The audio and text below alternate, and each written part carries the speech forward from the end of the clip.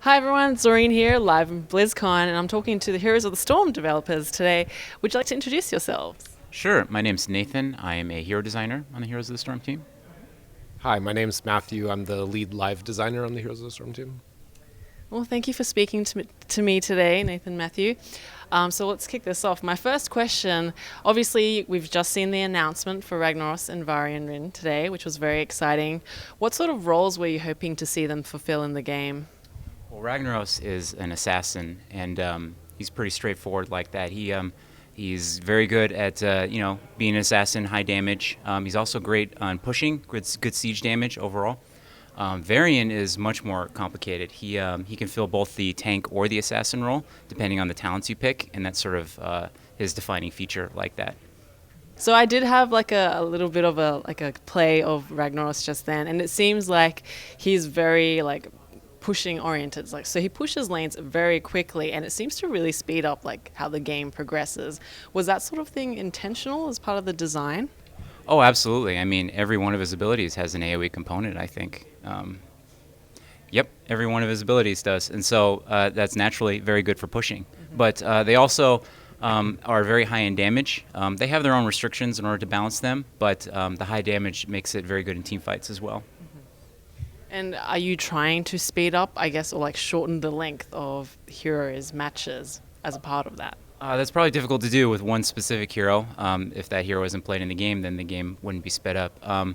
No, it's mostly about pushing heroes have their place, but that comes with strengths and weaknesses all its own. Nova is a very poor pusher, but she's very good at killing heroes, and so a Nova that kills a Ragnaros isn't pushing anymore, and so there's counterplay to that.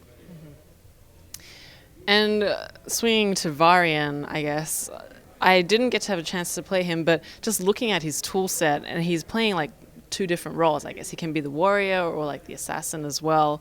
That sort of, to me, kind of like, it makes players be able to be more fluid, even like if they wanted to pick that same hero like over and over again. Is that the sort of direction you want to steer heroes in?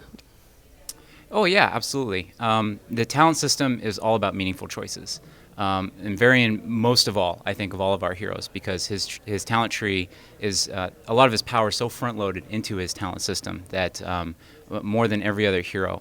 But you decide how you want to play him mid-game. You may think you want to go a DPS Varian at the start, but maybe your team needs to be a little tougher, and that's where he excels, is you can take a couple of tank talents while still being mostly DPS, or you can vice versa. Yeah. So I interviewed Dustin Browder earlier, I think it was like last year or early this year, when the Wizard was being introduced. And he said at the time that that hero sort of was like a higher skill ceiling hero, and that was the direction that they wanted to go in terms of like bringing new characters to Heroes of the Storm. Would you say that these two heroes are also on the same kind of curve?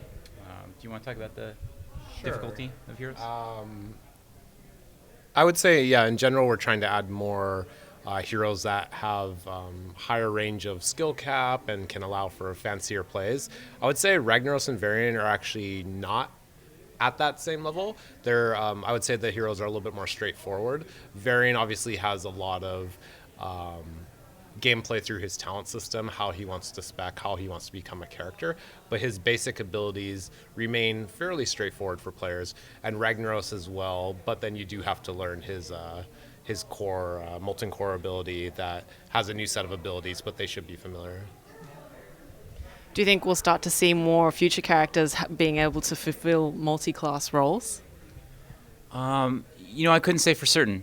We don't have anything to announce at this time, but we're always looking to expand our horizons in the Heroes team and try new things. Varian is us trying something new, and it could work out, or we could learn a lot from it, how the players receive it, how popular it is.